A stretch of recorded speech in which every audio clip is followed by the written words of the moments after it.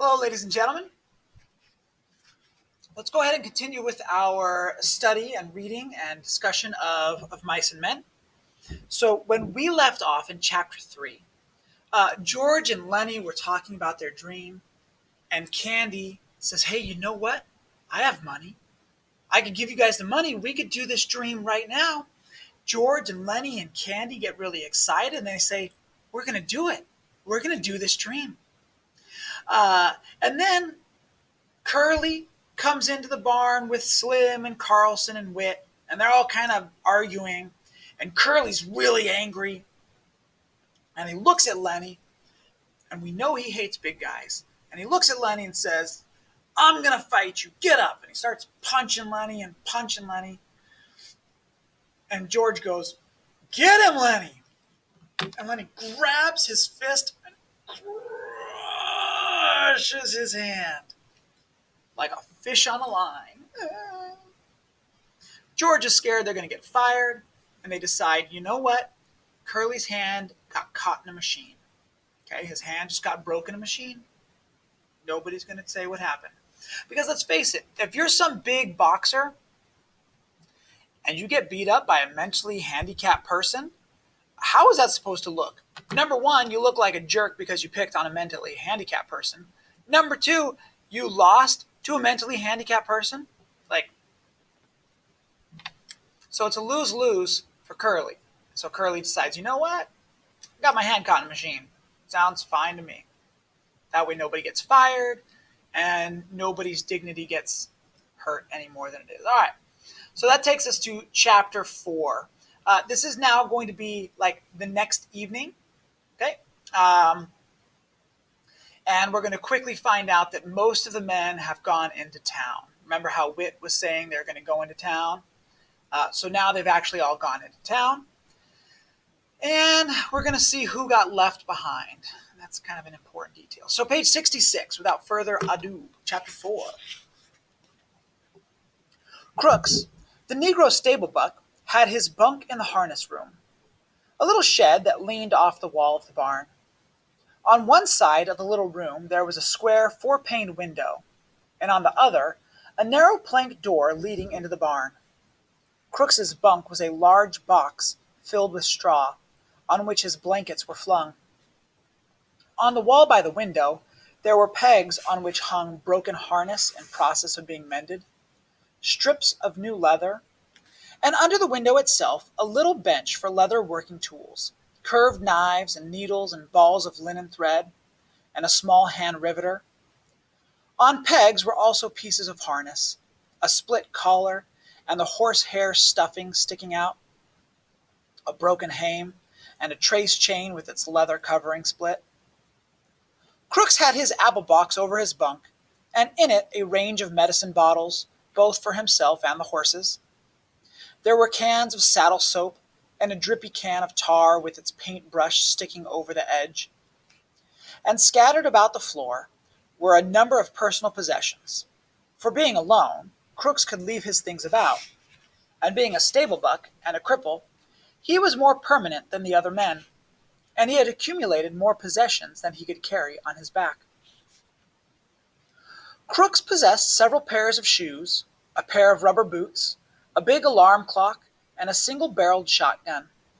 And he had books, too, a tattered dictionary and a mauled copy of the California Civil Code for 1905. There were battered magazines and a few dirty books on a special shelf over his bunk. A pair of large gold-rimmed spectacles hung from a nail on the wall above his bed. This room was swept and fairly neat, for Crooks was a proud, aloof man. He kept his distance and demanded that other people kept theirs.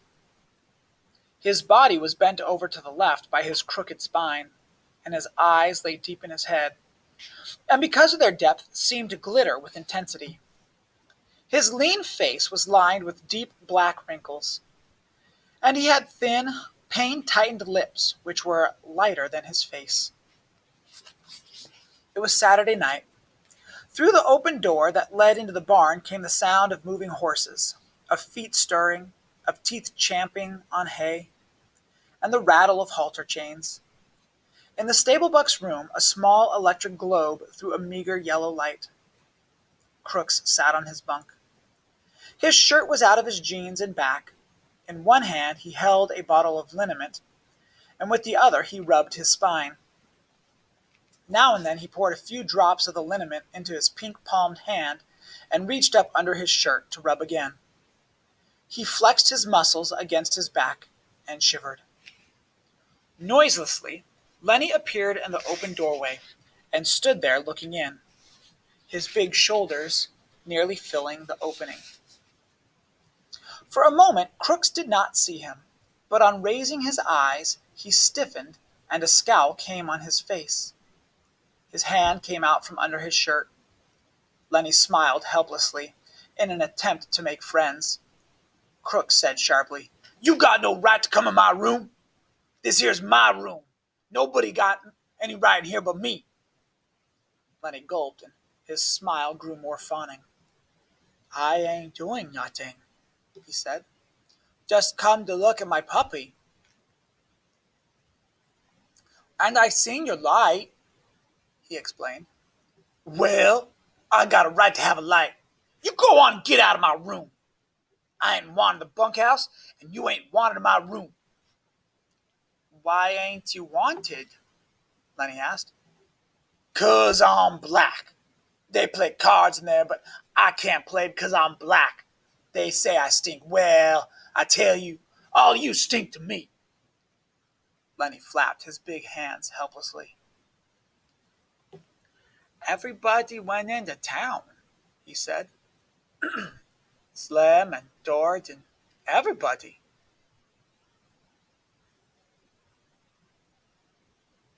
"I seen your light." "Well, what do you want?"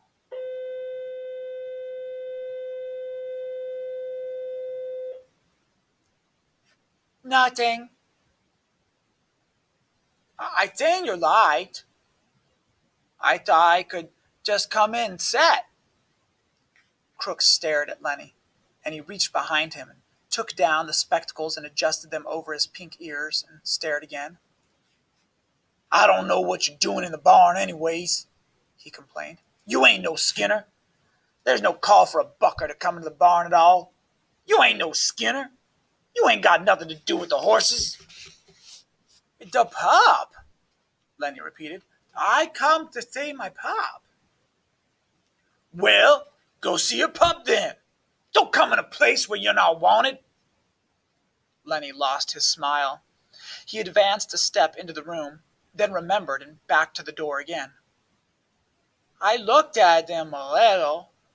Slim says I ain't to pet them very much." Crooks said, "Well, you've been taking them out of the nest all the time. I wonder the old lady don't move them someplace else." "Oh, she don't care. She lets me." Lennie had moved into the room again. Crooks scowled, but Lennie's disarming smile defeated him. "Oh, come on in and sit a while," Crooks said. "Long as you won't get out and leave me alone, you might as well sit down." His tone was a little more friendly. "All the boys gone into town, huh?" "All but old Candy. He just sits in the bunkhouse sharpening his pencil and sharpening and figuring." Crooks adjusted his glasses. "Figuring? What's Candy figuring about?" Lennie almost shouted, "It's about the rabbits!" "You're nuts," said Crooks. "You're crazy as a wedge. What rabbits you talking about?" "The rabbits we're going to get, and I get to tend them, cut grass and give them water and like that." "Just nuts," said Crooks. "I don't blame the guy you travel with for keeping you out of sight." Lennie said quietly, "It ain't no lie. We're going to do it. Going to get a little place and live off the fat of the land." Crooks settled himself more comfortably on his bunk. "Sit down," he invited. "Sit down on the nail keg." Lennie hunched down on the little barrel. "You think it's a lie," Lennie said, "but it ain't no lie. Every word's the truth, and you can ask George." Crooks put his dark chin into his pink palm. You travel around with George, don't you? Sure. Me and him go to every place together. Crooks continued. Sometimes he talks and you don't know what the hell's he's going about. Ain't that so? He leaned forward, boring Lennie with his deep eyes. Ain't that so? Yeah, sometimes. Just talks on and you don't know what the hell it's all about. Yeah, sometimes, but not always. Crooks leaned forward over the edge of the bunk. I ain't a southern Negro, he said. I was born right here in California. My old man had a chicken ranch, about 10 acres. White kids come to play at our place. Sometimes I went to play with them, and some of them was pretty nice. My old man didn't like that. I never knew till long later why he didn't like that. But I know now. He hesitated, and when he spoke again, his voice was softer. There was another colored family for miles around. Now there ain't a colored man on this ranch, and there's just one family in Soledad. He laughed. Huh, if I say something, why, it's just a nigger saying it. Lennie asked, how long you think it'll be before them pups will be old enough to pet? Crooks laughed again. A guy can talk to you and be sure you won't go blabbing. Couple of weeks and them pups will be all right. George knows what he's about. Just talks and you don't understand nothing. He leaned forward excitedly. This is just a nigger talking, and a busted back nigger, so it don't mean nothing, see? You couldn't remember it anyways. I seen it over and over. A guy talking to another guy, and it don't make no difference if he don't hear or understand. The thing is, they're talking or they're sitting and still not talking. It don't make no difference. No difference. His excitement had increased until he pounded his knee with his hand. George can tell you screw with things, and it don't matter. It's just the talking. It's just being with another guy, that's all. He paused. His voice grew soft and persuasive. Suppose George don't come back no more. Suppose he took powder, just ain't coming back. What do you do then? Lennie's attention came gradually to what had been said. What? He demanded. I said, suppose George went into town tonight and you never heard of him no more. Crooks pressed forward, some kind of private victory. Just suppose that, he repeated. He won't do it, Lennie cried. George wouldn't do nothing like that. I've been with George a long time. He'll come back tonight. But the doubt was too much for him. Don't you think he will? Crooks's face lighted with pleasure in his torture. Nobody can tell what a guy'll do, he observed calmly. Let's say he wants to come back and can't. Suppose he gets killed or hurt, so he can't come back. Lennie struggled to understand. George won't do nothing like that, he repeated. George is careful. He won't get hurt. He ain't never been hurt, 'cause he's careful. Well, just suppose he don't come back. What do you do then? Lennie's face wrinkled with apprehension. I don't know. Say, what you doing anyways? He cried. This ain't true. George ain't got hurt. Crooks bored in on him. Want me to tell you what'll happen? They'll take you to the booby hatch. They'll tie you up with a collar, like a dog. Ha ha ha. Suddenly, Lennie's eyes centered and grew quiet and mad. He stood up and walked dangerously toward Crooks. Who hurt George? He demanded.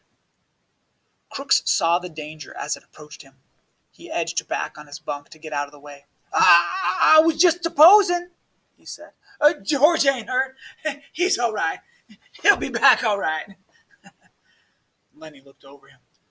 What you supposing for? Ain't nobody gonna suppose no hurt to George. Crooks removed his glasses and wiped his eyes with his fingers. Just sit down, he said. George ain't hurt. Lennie growled back to his seat on the nail keg. Ain't nobody gonna talk no hurt to George, he grumbled. Crooks said gently, maybe you can see now. You got George. You know he's coming back. Suppose you didn't have nobody. Suppose you couldn't go into the bunkhouse and play some rummy because he was black. How'd you like that? Suppose you had to sit out here and read books. Sure, you could play horseshoes till it got dark, but then you got to read books. Books ain't no good. A guy needs somebody to be near him. You whined. A guy goes nuts if he ain't got nobody. Don't make no difference who the guy is. Long as he's with you, I tell you, he cried. I tell you, a guy gets too lonely and he gets sick. George's gonna come back, Lennie reassured himself in a frightened voice. Maybe George come back already. Maybe I better go see. Crooks said, I didn't mean to scare you. He'll come back. I was talking about myself. A guy sits alone out here at night, maybe reading books or thinking or stuff like that. Sometimes he gets to thinking he got nothing to tell him what's so and what ain't so. Maybe if he sees something, he don't know whether it's right or not. He can't turn to some other guy and ask him if he sees it too. He can't tell. He got nothing to measure by. I seen things out here. I wasn't drunk. I don't know if I was asleep. If some guy was with me, he could tell me I was asleep, and then it'd be all right. But I just don't know. Crooks was looking across the room now, looking toward the window. Lennie said miserably, George wouldn't go away and leave me. I know George wouldn't do that. The stable buck went on dreamily. I remember when I was a little kid on my dad's chicken ranch.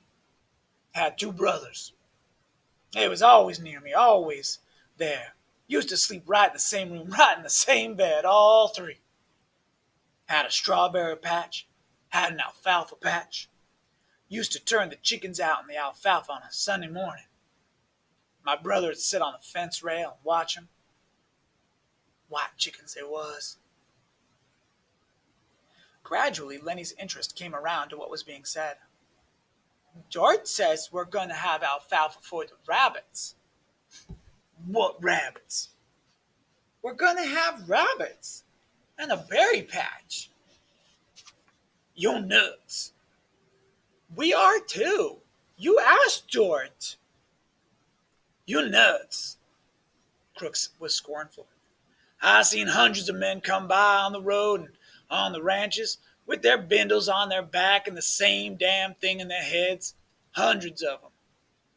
They come and they quit and go on, and every damn one of them's got a little piece of land in his head, and never a goddamn one of them ever gets it. Just like heaven. Nobody never gets to heaven. Oh, sorry, skip a line. Just like heaven. Everybody wants a little piece of land. I read plenty of books out there. Nobody never gets to heaven, and nobody gets no land. Just in their heads. They all the time talk about it, but it's just in their head. He paused and looked toward the open door, for the horses were moving restlessly, and the halter chains clinked. A horse whinnied. I guess somebody's out there, Crooks said. Maybe Slim. Slim comes in sometimes, 2-3 times a night. Slim's a real good skinner. He looks out for his team. He pulled himself painfully upright and moved toward the door. That you, Slim? He called. Candy's voice answered. Slim went in town. Say, you seen Lennie? You mean the big guy? Seen him around any place? He's in here, Crooks said shortly. He went back to his bunk and lay down.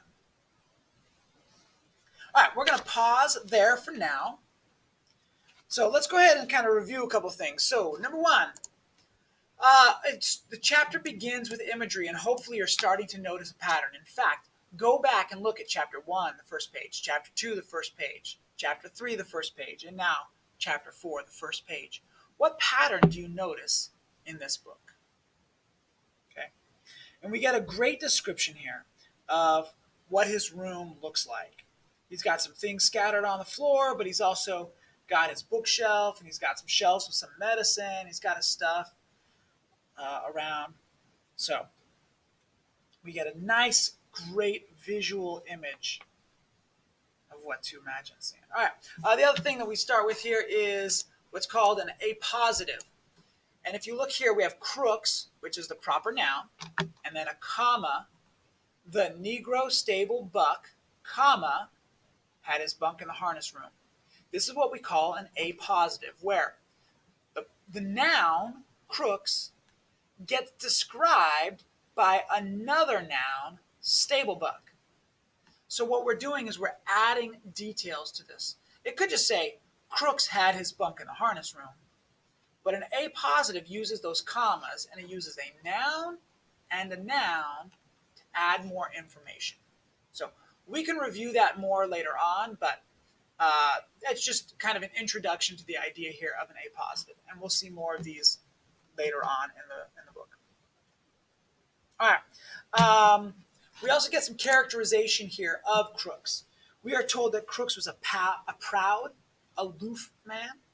And you'll only know what kind of man Crooks is if you know what the word aloof is. So your job as a good critical reader then would be to look up that word aloof. I will give you a moment. Okay, so now you know that he is a proud, aloof man. We're also told he keeps his distance and demands other people keep their distance from him. Then we're also told he has a crooked spine. Get it? Crooks? Crooked spine. He kind of got like a hunchback. I can't really show you. Like, right? Okay. Crooks, crooked back, crooked spine, Crooks. Curly hair. Lennie, small. Not small at all. He's huge. Get it? Get it? It's funny. No? All right. I think it's interesting. Pay attention to the names, because some of the names have a great meaning later on. All right. So let's see here. We do get a couple of themes introduced in this section. The first one is kind of a minor theme, but a little bit of racism is being discussed here. And Crooks on page 68 says, I am wanted in the bunkhouse. You ain't wanted in my room.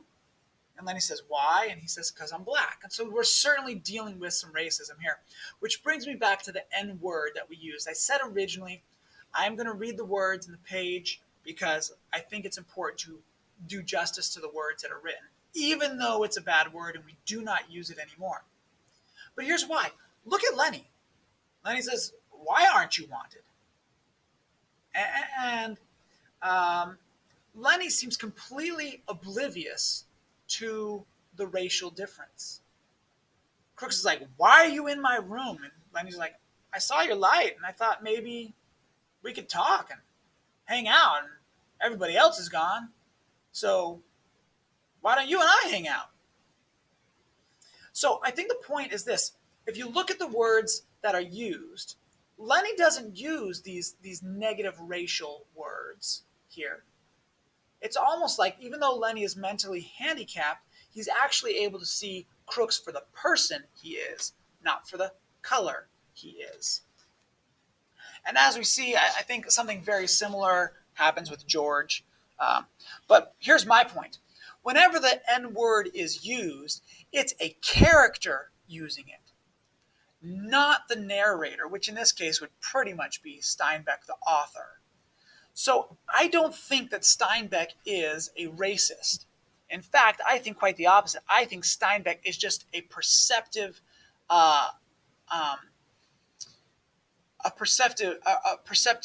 observer of people. And in Steinbeck's mind, as he's writing these characters, he's noticing what kind of people they are, what language would they use, who are they.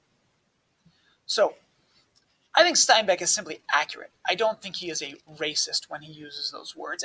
And my example here would be that Lennie says, "Why aren't you wanted?" I mean, Lennie doesn't see it. All right, slight digression, only slight. But here's the point. So we have a little bit of racism, but we also have this idea of outsiders and being an outcast. And we'll talk more about that as we get into the last half of chapter 4. But who is left? All the other guys went into town. Who's left? Crooks and Lennie. That's who we have right here. Crooks is the black man, and he's a crippled man. He's left behind. Kind of sucks. Lennie is the mentally handicapped man. He's left behind. So what we have are these two outsiders, these two rejects, these two people who've been cast out of society. Lennie has George, and George has Lennie, but when George is gone, Lennie has nobody. Crooks has nobody. Why not come together? And that's what Lennie is doing. So one of the issues of theme here is racism, but it's also about connection and friendship and loneliness. These ideas are being brought up. So, page 69, Crooks says, well, as long as you're not going to leave me alone, you might as well sit down. And although Crooks calls him crazy, okay, he does let him sit there and does talk with him. All right, and then we get to page 70 and 71 and 72, where Crooks is talking about this idea of friendship and connection. Page 73, he says, I tell you, a guy gets too lonely and he gets sick. Actually, I'm sorry, I skipped. Let me come back here. Crooks is saying, what if George doesn't come back anymore? Let's just imagine. What are you going to do, Lennie? What are you going to do if your friend George doesn't come back? I tell you what's going to happen. They're going to lock you up in an insane asylum, put a dog collar on you.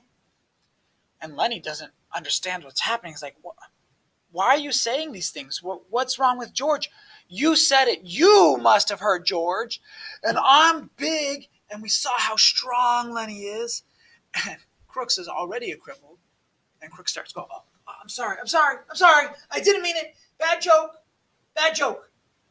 George is okay. Don't hit Crooks. Right?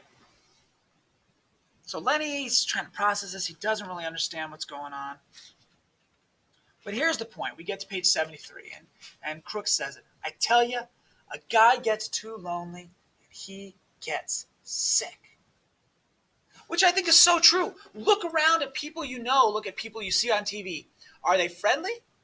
And if they're not friendly, are they mean? If you don't have a friend, do you get mean? Look at what just happened. Crooks says, I don't have anybody. I can't hang out with all the other guys. Crooks' face lighted with pleasure in his torture of Lennie. What if George doesn't come back? What if there's no one to take care of you? Ha! You have these two outcasts, George and Lennie, both lonely. Lennie's looking for connection. Crooks uses this opportunity, and he becomes mean. And then Crooks realizes, shoot, when a guy is lonely, he gets sick. And that sickness brings meanness. Crooks says, I sit out here and sometimes I don't know if I'm seeing reality or I'm imagining things, but I have no other person, I have no other connection to show me reality. People are meant to be in relationship. People are meant to have friends. And we've seen this throughout the story already. I've got you and you've got me. And we see the boss go, you two travel around together? And we see Curly go, you two travel around together? And we see Slim go, you two travel around together? And George and Lennie say, yeah, we travel around together. I got him, he's got me. We're together. And Crooks says, if you don't have somebody, you get sick and you get mean. All right, they talk briefly about the dream. Lennie, you weren't supposed to say anything to anyone. Oh no. That's okay, because Crooks doesn't believe him anyway. He says nobody gets to heaven, nobody gets no land.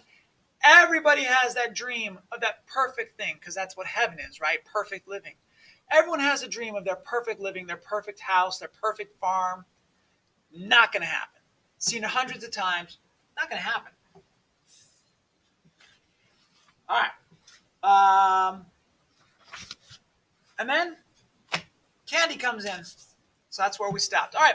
We will continue this chapter where we see a few more of the outcasts here.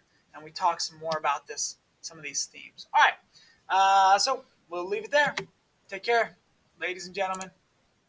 Bye now.